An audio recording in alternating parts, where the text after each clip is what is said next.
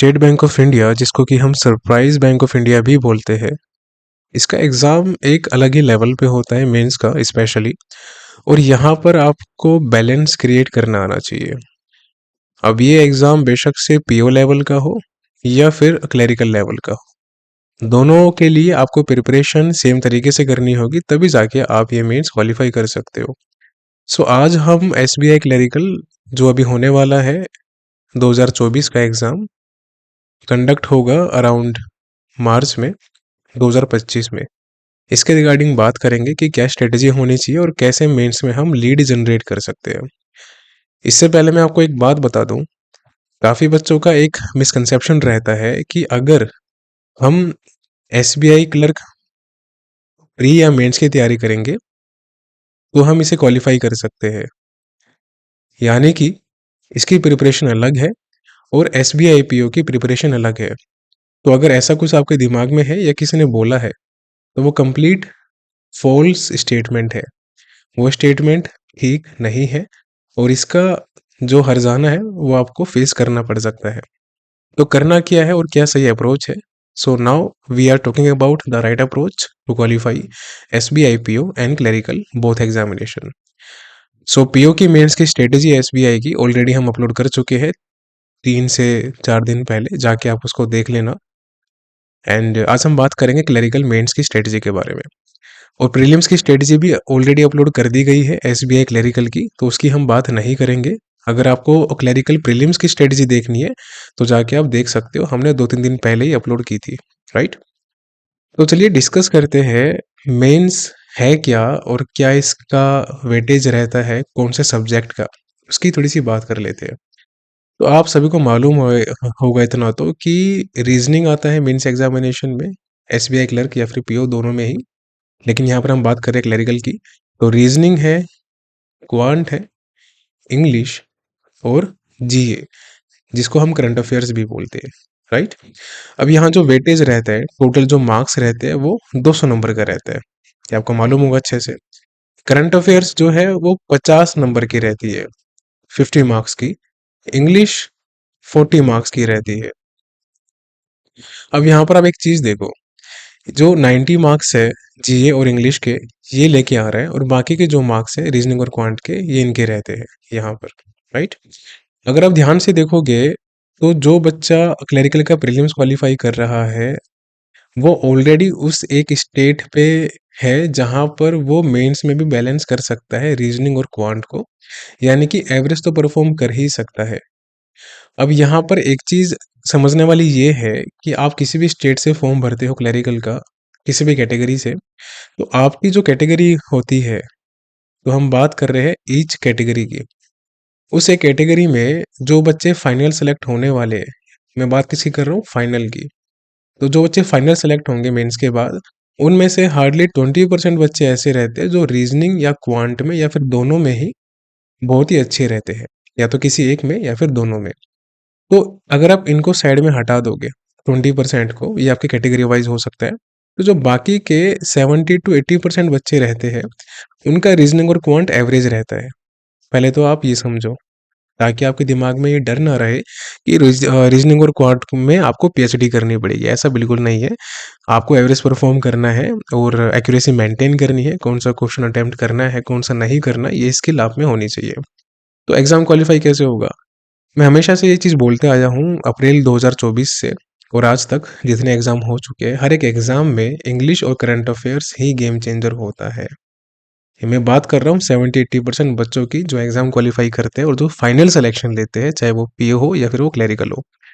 अगर आप एक चीज यहाँ पर समझो, सबसे पहले यहाँ पर है रीजनिंग, यहाँ क्वांट, देन करंट अफेयर्स, और यहाँ है इंग्लिश, ठीक है।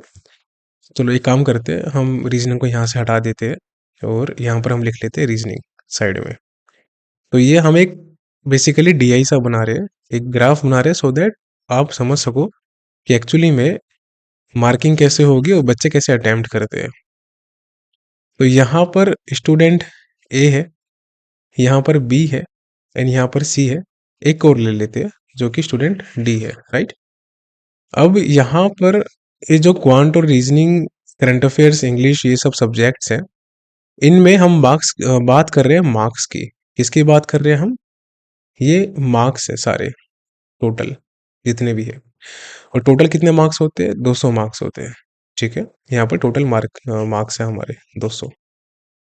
तो अगर स्टूडेंट ए जो कि रीजनिंग और क्वांट में दोनों में स्ट्रोंग है, तो मान के चलो इसके दोनों के लगभग 100 या 110 नंबर में से मान के चलते हैं कि इसके 25 मार्क्स क्वांट में आ गए और लगभग 25 मार्क्स इसके रीजनिंग में आ गए। यानी कि रीजनिंग और क्वांट दोनों ही इसका अच्छा है। रीजनिंग प्लस क्वांट दोनों ही इसका अच्छा है। तो जो स्ट्रोंग सब्जेक्ट होंगे वो हम साइड में यहाँ पर लिखते जाएंगे नीचे की तरफ। तो इसका रीजनिंग और क्वांट अच्छा है, लेकिन जो इसका करंट अफेयर्स और इंग्लिश है वो मॉडरेट लेवल का है। तो करंट अफेयर्स में से इसके 50 नंबर में से लगभग आ जाते हैं 12 नंबर या 13-14 नंबर। ठीक है, इंग्लिश में जो कि 40 मार्क्स के आसपास आता है, इसमें भी इसके आ जाते हैं करीबन 12 से लेकर 18 नंबर। तो जो टोटल मार्क्स इसके बैठ रहे हैं 50, ये 60-70, लगभग 75 to 85 इनके मार्क्स बैठ रहे हैं। ठीक है, ये चीज समझो। दूसरा, अब ये हम बेसिकली एक आइडिया ले रहे हैं कि कैसे एक बच्चा किस सब्जेक्ट में स्कोर करके एग्जाम क्वालिफाई कर सकता है, और ये आपका एसबीआई पीओ या कोई भी आप एग्जाम दोगे उन सब में ये चीज़ अप्लाई होती है मेंस में। तो जो स्टूडेंट बी है, इनका क्वांट एवरेज है लेकिन इनका रीजनिंग अच्छा है। ठीक है, तो इनका रीजनिंग अच्छा है और इनका इंग्लिश अच्छा है, दोनों इनका अच्छा मान लेते हैं। अब ऐसे में इनके जो इंग्लिश में मार्क्स है वो करीबन आ जाते हैं 18 से लेकर और 25 के बीच में, 50 में से। और रीजनिंग में इनके आ जाते हैं अराउंड वही 25 के आसपास मान के चलो मैक्सिमम। एंड करंट अफेयर्स में भी इनके सेम चलते हैं 10 से लेकर 15 के, क्योंकि इतनी इनकी अच्छी है नहीं करंट अफेयर्स। और पॉइंट में भी इनके लगभग 15 नंबर के आसपास आ जाते हैं।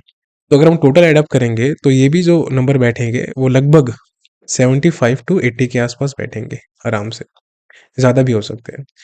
स्टूडेंट सी जो है, इनका इंग्लिश प्लस करंट अफेयर्स दोनों स्ट्रॉन्ग है, लेकिन इनका रीजनिंग और क्वांट मॉडरेट है। तो यहाँ पर इनके रीजनिंग और क्वांट में 15-15 नंबर हम लेके चलते हैं। लेकिन इंग्लिश में इनके लगभग 20 से लेकर 25 तक नंबर आराम से आ जाते हैं। और करंट अफेयर्स में भी इनके 50 में से करीबन 25 से 30 नंबर, चलो 25 लेके चलते हैं, ये भी आ जाते हैं। तो अगर आप इनके यहाँ मार्क्स जोड़ोगे तो इसके मार्क्स भी आराम से यहाँ पर 75 to 80 आ रहे हैं, इससे ज़्यादा भी आ सकते हैं। अब स्टूडेंट जो डी है, इनका रीजनिंग और क्वांट में से एक सब्जेक्ट स्ट्रॉन्ग है और करंट अफेयर्स और इंग्लिश में से एक सब्जेक्ट स्ट्रॉन्ग है। ठीक है, तो या तो क्वांट और रीजनिंग में से एक सब्जेक्ट स्ट्रॉन्ग होगा, या फिर करंट अफेयर्स और इंग्लिश में से एक सब्जेक्ट स्ट्रॉन्ग होगा। चलो हम लेके चलते हैं रीजनिंग और करंट अफेयर्स, इनके ये दोनों स्ट्रॉन्ग है। ठीक है, तो क्वांट में इनके हम लेके चलते हैं एवरेज 15 नंबर के आसपास, करंट अफेयर्स में इनके हम ले लेते हैं 25 अराउंड मार्क्स, एंड इंग्लिश में इनके 15 से 20 मान लेते हैं, और रीजनिंग में इनके 20-25 मार्क्स मान लेते हैं। इनके भी मार्क्स 75 to 85 बैठ रहे हैं। अब यहाँ पर आप देख रहे हो चीज़ें कि जो ग्राफ ये स्कोर आ रहा है इसमें बैलेंसिंग चल रही है। क्वांट में और रीजनिंग इनका स्ट्रॉन्ग था स्टूडेंट ए का, तो इनका करंट अफेयर्स और इंग्लिश स्ट्रॉन्ग नहीं था, तो यहाँ पर भी इन्होंने कम से कम एवरेज के आसपास परफॉर्म किया, और बाकी दो सब्जेक्ट में क्वांट और रीजनिंग में इन्होंने अबोव एवरेज परफॉर्म किया। कहने का मतलब क्या है, अब ये पूरा समझो। ये जो ग्राफ है ये है क्या? ये चेंज हो सकता है, लेकिन मैंने आपको समझाया है कि चलता क्या है बेसिकली एग्जाम में। तो दो सब्जेक्ट ऐसे होने चाहिए जो कि आपके अबोव एवरेज हो, ये है पूरी रामकथा का मतलब। और दो सब्जेक्ट ऐसे होने चाहिए आपके जो एवरेज के आसपास आ रहे हो, या दो में से कोई एक सब्जेक्ट आपका बिलो एवरेज भी है तब भी चलेगा, लेकिन सेक्शनल कट ऑफ जो कि एसबीआई में खैर नहीं होती, लेकिन इतना तो परफॉर्म करना आना चाहिए आपको कि एवरेज के आसपास आप टच कर पाओ। अब ये जो एवरेज बच्चे होते हैं ना, जो ये टच कर पाते हैं स्कोर, ये कौन होते हैं?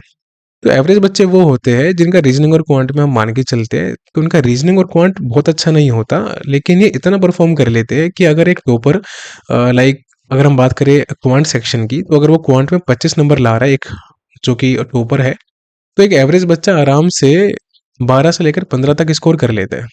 ठीक है, 12 से 15 स्कोर कर लेता है। एक मिनट रुकिए। सो यहाँ पर आ गया इसका 12 से 15 का स्कोर, इसका एक एवरेज बच्चे का। अब टॉपर क्या करता है, इनके भाई सारे कंसेप्ट अच्छे हैं क्वांट वगैरह के, अर्थमेटिक वगैरह के, तो उन्होंने यहाँ पर लीड जनरेट कर ली लगभग 10 से लेकर 12 नंबर की, लेकिन यहाँ पर ये जनरेट नहीं कर पाए। लेकिन जो ये एवरेज बच्चा है जो कि रीजनिंग और क्वांट में एवरेज परफॉर्म कर रहा है, वो अगर इंग्लिश और करंट अफेयर्स में या फिर करंट अफेयर्स और रीजनिंग में किसी में भी दो सब्जेक्ट में अच्छा परफॉर्म कर लेता है और टॉपर से ज्यादा ना सही लेकिन इसके इक्विवेलेंट आ जाता है, तो इसका भी एग्जाम क्वालिफाई होगा, ये तय है। तो ये कहने का मतलब था कि 4 सब्जेक्ट में से 2 आपके अबव एवरेज होने चाहिए, ये चीज़ नोट डाउन कर लो, और 2 आपके एवरेज होने चाहिए, तब जाके आपका कोई भी मेंस एग्जामिनेशन क्यों ना हो, कोई भी मेंस एग्जामिनेशन क्वालिफाई होना गारंटीड है, होगा ही होगा। यकीन ना आए तो बच्चों के स्कोर कार्ड्स उठा के देख लो, आरआरबी के, पीओ के, आईबीपीएस के, पीओ क्लरिकल, ये सब उठा के देख लो, you will get to know कि क्या हो रहा है बेसिकली, राइट। जैसे अभी मैं आपको बताता हूँ, जो स्टूडेंट्स हमारे इंटरव्यू बैच में थे, सो बेसिकली राइट अप्रोच में 29 या 30 स्टूडेंट्स थे जिनका हमने आरआरबी पीओ इंटरव्यू का प्रिपरेशन करवाया था, मैंने खुद। और हमारी जूम क्लासेस चली थी, एज वेल एज उनके मॉक भी लिए थे हमने, दो दो हर एक बच्चे के, और किसी के तो 3 भी लिए थे जिनको जो लाइक ज़्यादा ज़रूरत थी ग्रूमिंग करने की। तो 29-30 बच्चों में से काफ़ी बच्चों ने अपने स्कोर कार्ड शेयर किया, और बाकी जो बच्चे राइट अप्रोच के थे जिन्होंने इंटरव्यू में अपीयर हुए जो आरआरबी पीओ के, उन्होंने भी अपना स्कोर कार्ड शेयर किया।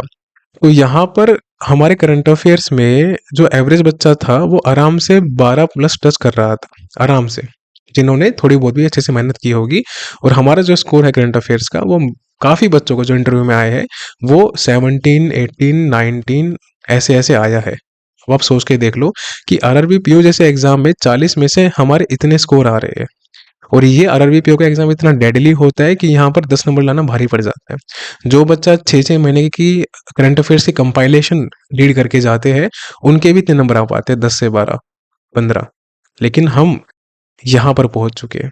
तो जब एसबीआई का एग्जाम होगा पीओ का और क्लरिकल का, तो उसके लिए हम सर्टेनली 50% से ज़्यादा स्कोर करेंगे। कहने का मतलब है कि एसबीआई पीओ में करंट अफेयर्स 60 नंबर की आती है, और क्लरिकल में current affairs 25 number, like 50 number की आती है। तो यहाँ पर हम 30 प्लस स्कोर करेंगे, और यहाँ पर हम 25 प्लस स्कोर करेंगे, या कम से कम 25 तो मान के चलो। तो ये हमारा टारगेट है। अब ये करेंगे कैसे? तो वो सिंपल सा फंड है। अभी हमने एसबीआई पीओ का और क्लर्क का गाइडेंस और टारगेट्स ग्रुप ज्वाइन किया है, 300 प्लस बच्चे ज्वाइन कर चुके हैं। और ये जो टारगेट ग्रुप है बेसिकली ये बहुत ज़्यादा हेल्पफुल रहता है इनके लिए। और ये जो बच्चे आए हैं दोबारा 300 के आसपास, इनसे ज़्यादा, ये सभी बच्चे रिपीटर्स ग्रुप और बिगिनर्स ग्रुप के दोबारा एनरोल्ड हुए हैं क्योंकि इनको फ़ायदा दिखा है। ये है बेसिक रीज़न। अगर इनको फ़ायदा नहीं दिखा होता, इनको कॉन्फिडेंस नहीं आता ड्यूरिंग द प्रीवियस ग्रुप जो कि बना था जुलाई 2024 में, तो ये बच्चे यहाँ पर आके एनरोल नहीं करते। और कल या परसों से, यानी कि 21 दिसंबर या 22 दिसंबर से हमारे ग्रुप के टारगेट्स शुरू हो जाएंगे। और अगर आपको इसमें ज्वाइन करना है तो कर सकते हो। मेहनत दोगे रिजल्ट मैं दूंगा, लेकिन मेहनत नहीं करोगे तो रिजल्ट चाहे कुछ भी हो जाए कोई नहीं दे सकता, ठीक है। तो मेहनत करनी पड़ेगी आपको, ये चीज़ ध्यान रखो। अब यहाँ पर एक चीज़ और है, अगर आप ये ग्रुप ज्वाइन करते हो तो अप्रैल 2025 तक ये ग्रुप चलेगा, जहाँ जब तक कि एसबीआई पीओ और क्लरिकल दोनों एग्जाम निपट जाएंगे आपके मेंस एग्जामिनेशन। हालांकि उसके बाद आपको टारगेट्स नहीं दिए जाएंगे जब आपके दोनों एग्जाम के मेंस खत्म हो जाएंगे, लेकिन ग्रुप रहेगा क्योंकि इसी ग्रुप में से बच्चे इंटरव्यू के लिए जाएंगे, और इसी ग्रुप में से हम बच्चों को इंटरव्यू के लिए सिलेक्ट करेंगे, एडमिशन्स वगैरह जो होंगे इंटरव्यू के लिए। और मुझे लगता है 29-30 बच्चों में से जो हमारे आरआरबी पीओ के इंटरव्यू में आए थे, इनमें से लगभग 10 बच्चे तो पक्का फाइनल सिलेक्शन लेने वाले हैं। मेरा पूरा इंट्यूशन ऐसा कह रहा है, क्योंकि बच्चों के मैंने मार्क्स देखे हैं, उनका इंटरव्यू देखा है। तो 10 या इससे ज़्यादा बच्चे भी हो सकते हैं सिलेक्ट। जितने भी होंगे I will share in the Telegram channel and group, और यूट्यूब पे भी शेयर करेंगे अपने पोस्ट में। तो इसका जो एडमिशन लिंक है वो मैं आपको कमेंट सेक्शन में और डिस्क्रिप्शन बॉक्स में डाल दूंगा, वहाँ से आप परचेज कर सकते हो। देखो 3-4 महीने की मेहनत है। एक्चुअली होता क्या है, मैं आपको एक बात बताता हूँ, थोड़ा ऑफ टॉपिक है लेकिन सुनना ज़रूरी है। काफ़ी बच्चे ये कहते हैं कि सर हम 3 साल से, 5 साल से, 6-7 साल से प्रिपरेशन कर रहे हैं, और हमने कई सारे पेड बैचेस लिए, कोई फ़ायदा नहीं हुआ हमारा। ठीक है, आपके पास क्वांट सेक्शन के 2-3 टीचर्स की होंगी वीडियोस आराम से पेड में, इंग्लिश की होगी कम से कम 1-2 टीचर्स की, फिर रीजनिंग की अलग, एक दो टीचर्स की। फिर करंट अफेयर्स के अलग सब्सक्रिप्शन, 2 या 3 4 जितने भी हो सकते हैं आपके पास। फिर उसके अलावा मॉक लेते हो आप, वो अलग, ठीक है। फिर जब एग्ज़ाम की फ़ी आप भरते हो, वो अलग है। जो ट्रैवलिंग एक्सपेंसेस आपका आता है, वो अलग है। तो ये सब जो खर्चे हैं, ये आप पिछले 3-4 सालों से, 5 साल से बियर कर रहे हैं। आउटपुट निकला? अब बिग नो, नहीं निकला। अगर देखो, पेड बैचेस अलग चीज़ें होती है, जो वीडियोस वगैरह होती है वो हम भी करते हैं, ऐसा नहीं है कि हम नहीं करते। करंट अफेयर्स के लेक्चर्स वगैरह हम भी कर सकते हैं पेड, जो कि हम करेंगे अप्रैल 2025 के बाद, जो कि 2025 के एग्जाम्स आएंगे। लेकिन जब एक टीचर आके वीडियोस बनाते हैं, चाहे वो करंट अफेयर्स है, इंग्लिश है, रीजनिंग है, क्वांट है, तो उनका फोकस नहीं रहता आप पे, आप किस डायरेक्शन में एफर्ट कर रहे हो, आप कहाँ लैग कर रहे हो, कहाँ बैलेंस नहीं कर पा रहे, प्री और मेंस में कितना एफर्ट करना है, क्या स्ट्रेटेजी होनी चाहिए, क्या क्या मेन गाइडेंस होनी चाहिए कि आपको कैसे एग्जाम टैकल करना है, प्री और मेंस कैसे आपको सब्जेक्ट टैकल करने हैं, कौन से क्वेश्चन आपको स्किप करने हैं, कौन से क्वेश्चन स्किप नहीं करने, कहाँ पर आपको मार्किंग ज़्यादा फैच करनी है, ये सब चीज़ें टीचर कोई नहीं बताता। और जिन बच्चों से आप पूछते हो टेलीग्राम पे, यूट्यूब पे या लाइक सोशल मीडिया पे, उनको भी नहीं पता होता है मैक्सिमम को, दे मिसगाइड, वो मिसगाइड करते हैं। क्यों? और सबसे इम्पोर्टेंट बात है कि आप किसी पे ऐसे विश्वास कैसे कर सकते हो? विश्वास करोगे कैसे भाई? एक कंपटीटर, अब जैसे मान लो कि आपका फ्रेंड है, या टेलीग्राम पे ही या फिर यूट्यूब पे बहुत सारे बच्चे हैं, अगर आप उनसे पूछते हो कि आपने कौन सा लाइक आपकी स्ट्रेटेजी क्या रहती है एग्जाम को क्वालिफाई करने के लिए, अब उसमें दो चीज़ें हैं। या तो वो बच्चा एग्ज़ाम क्वालिफ़ाई कर चुका है। अगर वो एग्ज़ाम को लाइक क्वालिफ़ाई कर चुका है और वो फिर भी टेलीग्राम या फिर सोशल मीडिया पे है और वो जॉब पे ध्यान नहीं दे रहा है, इसका मतलब वो टाइम पास कर रहा है। और ऐसे में आप भी उसकी गाइडेंस सुन के रुकोगे नहीं, आप 10 लोगों से और पूछोगे। तो आपका दिमाग जिस लाइक डायरेक्शन में जाना चाहिए, वहाँ से डाइवर्ट होके कंप्लीट दोबारा उस इनिशियल पॉइंट पे आ जाएगा, जहाँ पर आप थे पहले से। दूसरे वो बच्चे होते हैं जो खुद एग्जाम दे रहे होते हैं, प्री और मेंस, उनका क्वालिफाई नहीं होते, आप उनसे पूछते हो, उनका तो कोई गाइडेंस मैटर ही नहीं करता ना, वो हेल्पफुल कैसे है, वो खुद अपनी गाइडेंस ढूंढ रहे हैं, तो आप कैसे उनसे गाइडेंस मांग सकते हो? ये चीज़ें ध्यान रखो।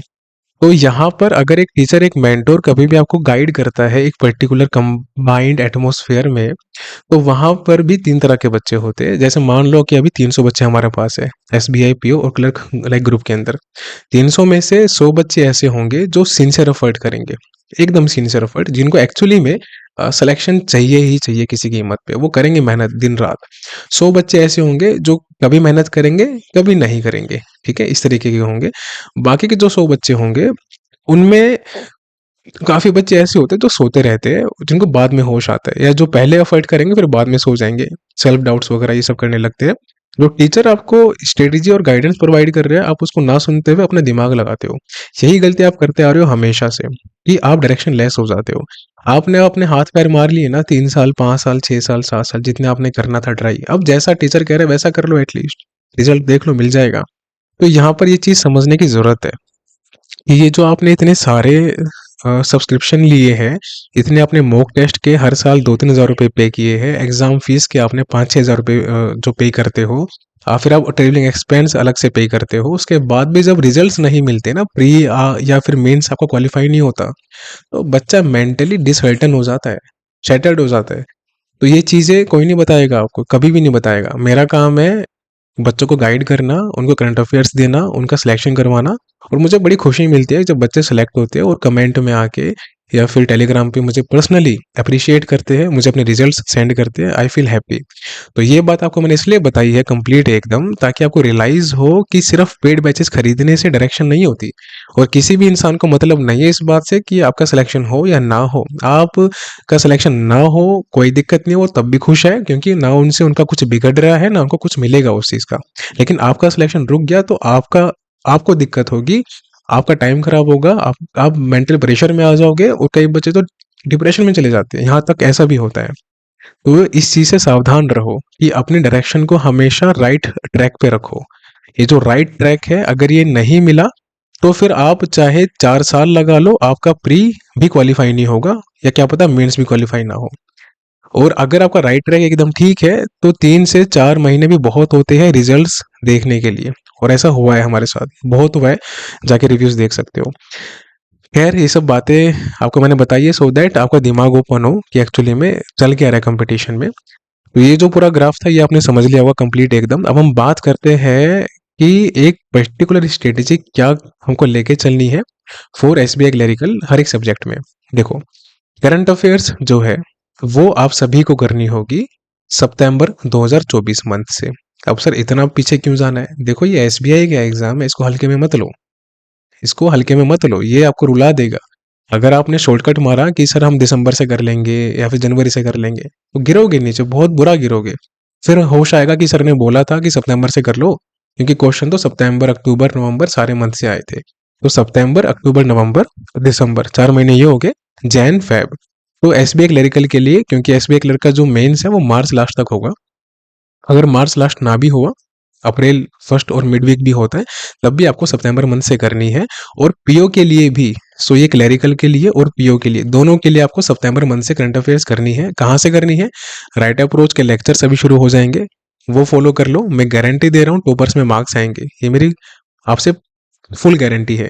और इसका तो प्रूफ भी है, आप जाके टेलीग्राम पे देख लो बच्चों के स्कोर कार्ड, आरआरबी पीओ के करंट अफेयर्स में कितने कितने उनके स्कोर थे। You will get to know कि क्या ताकत है, क्या पावर है राइट अप्रोच, नोट्स पीडीएफ की और लेक्चर्स की। तो ये आपको करना पड़ेगा। तो इसके लिए आपको डेली बेसिस पे 2 से 3 घंटे देने पड़ेंगे, ठीक है, कंप्लीट एकदम। अगर आप मुझे फॉलो करते हो तो बस मेरे दिखाए रास्ते पे चलते रहो, मार्क्स में दिलवा दूंगा आपको। अफोर्ड करना पड़ेगा लेकिन। अब हम बात करते हैं इंग्लिश सेक्शन की। इंग्लिश की स्ट्रेटेजी क्या होनी चाहिए? देखो, इंग्लिश के लिए आपको अपनी रीडिंग अच्छी करनी है। रीडिंग अच्छी क्यों करनी है? ताकि आपकी अंडरस्टैंडिंग डेवलप हो। जब तक आप अंडरस्टैंड कर ही नहीं पाओगे कि सामने लिखा क्या है, किस बारे में बात हो रही है, फिर आप उसको कॉम्प्रीहेंड नहीं कर पाओगे। कॉम्प्रीहेंड मतलब क्या होता है कि जो क्वेश्चंस पूछे गए हैं या जो ब्लैंक्स दिए गए हैं, वो उसमें क्या फिल करना है या फिर क्या बताना है, वो आप कैसे करोगे बिना अंडरस्टैंडिंग के? तो आपको क्या करना है, डेली बेसिस पे एडिटोरियल, जिसको हम न्यूज़पेपर आर्टिकल भी बोलते हैं, वो आपको रीड करना है, 1 या 2 जितनी आपकी श्रद्धा हो। उसके बाद 80 to 100 वर्ड्स में उसकी समरी लिखनी है। समरी की वीडियो मैं बना दूंगा जल्दी ही, तो वो आप देख लेना कि कैसे लिखना होता है। समरी मतलब ये होता है कि अपने लैंग्वेज में लिखना है आपको, आपको उसकी लैंग्वेज को कॉपी नहीं करना, उसके वर्ड्स को, सेंटेंस को कॉपी नहीं करना। जैसे आप मूवी देखते हो 2 घंटे की, उस मूवी को आप किसी को 10-15 मिनट में बताते हो ना कि इस मूवी में क्या हुआ, इस तरीके से आप अपने वर्ड्स में बताते हो। तो उसी तरीके से आपको उस आर्टिकल को अपने वर्ड्स में लिखना है कि उसमें बात क्या हुई थी। इससे बहुत मैसिव इंप्रूवमेंट होती है, करके देखना आप। दूसरा, आप या तो सेक्शनल मॉक अटेम्प्ट कर सकते हैं इंग्लिश का, या फुल मॉक में आप इंग्लिश अटेम्प्ट कर सकते हैं, ठीक है। और तीसरा रास्ता है कि आप किसी भी पेड या फिर यूट्यूब वीडियो से प्रैक्टिस कर सकते हैं इंग्लिश की। इसमें RC, fill in the blanks, match the following, cloze test, parajumble, ये सब होने चाहिए। तो ये सब तो सेक्शनल और फुल में मिलता है पूरा भर भर के। और मॉक कौन से अटेम्प्ट करने हैं? मेरे पर्सनली फेवरेट 2 मॉक है एसबीआई एग्जाम्स के लिए। एक ओलिव बोर्ड है और दूसरा स्मार्ट कीड़ा। ये मुझे दोनों पर्सनली अच्छे लगते हैं, कोई प्रमोशन नहीं है, मैं आपको ऑथेंटिक बता रहा हूँ जो मुझे लगता है कि एग्जाम के लेवल के होते हैं और काफ़ी ब्रिलियंट होता है। इनको अटेम्प्ट कर लोगे, या अटेम्प्ट करना ही करना है, आपके पास कोई सा भी मॉक हो एक्स वाई जी प्लेटफॉर्म का, इन इस एटलीस्ट ओली बोर्ड को जरूर ऐड करना, ये काफ़ी ऑथेंटिक मॉक है, ठीक। तो इंग्लिश का ये आपको समझना है। तो इंग्लिश में आपको लगभग डेली 1.5 घंटे के आसपास देना पड़ेगा, इससे कम में काम नहीं चलेगा फॉर मेंस एग्जामिनेशन। उसके बाद रीजनिंग और क्वांट दोनों को हम साथ में लेके चलते हैं। इसके लिए क्या करना है? देखो, रीजनिंग और क्वांट आप या तो अल्टरनेट डे प्रैक्टिस कर सकते हो। अल्टरनेट डे मैं कह रहा हूँ आपसे, यानी कि मंडे, वेनेसडे, फ्राइडे, इस तरीके से। या फिर आप वीक में 2 या 3 दिन प्रैक्टिस कर सकते हो। अब ये कैसे करना है प्रैक्टिस? तो एक वीक कंप्लीट या तो आप रीजनिंग प्रैक्टिस कर लो, उसके अगले वीक आप क्वांट प्रैक्टिस कर लो। ऐसे भी करोगे तब भी आपकी कमांड आनी शुरू हो जाएगी। एक नोट है आप सभी को, इम्पोर्टेंट है, कभी भी आप सेक्शनल या फुल मॉक लगाते हो मेंस का, ठीक है, तो आपको मार्क्स और परसेंटाइल कभी नहीं देखनी। इसकी जीरो वैल्यू होती है, जीरो इंपॉर्टेंस होती है, ये मायने नहीं रखता मार्क्स नहीं परसेंटाइल, किसमें? मेंस में।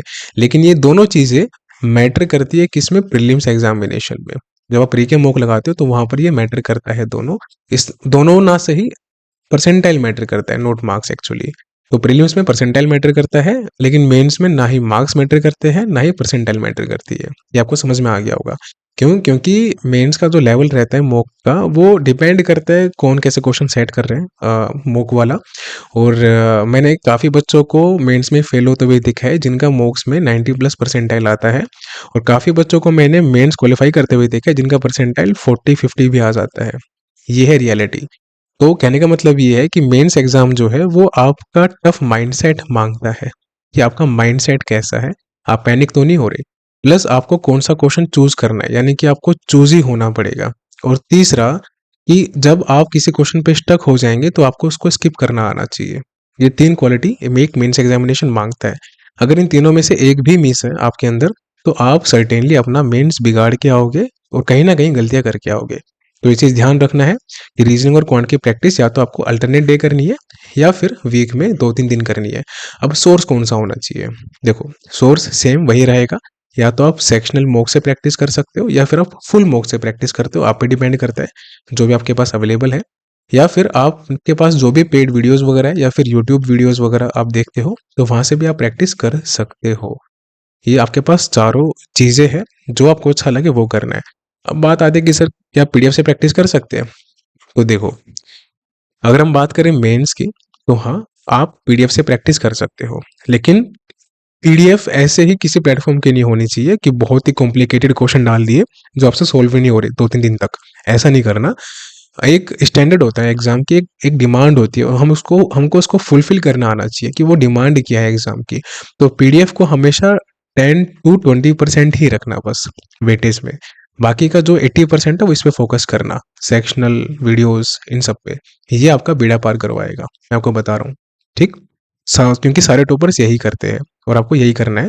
जब आप पीडीएफ से प्रैक्टिस करते हो ना, तो कहीं ना कहीं आप कंफर्ट जोन में जाने लगते हो और आपकी प्रैक्टिस उस लेवल पे नहीं आ पाती जो एग्जाम की डिमांड है।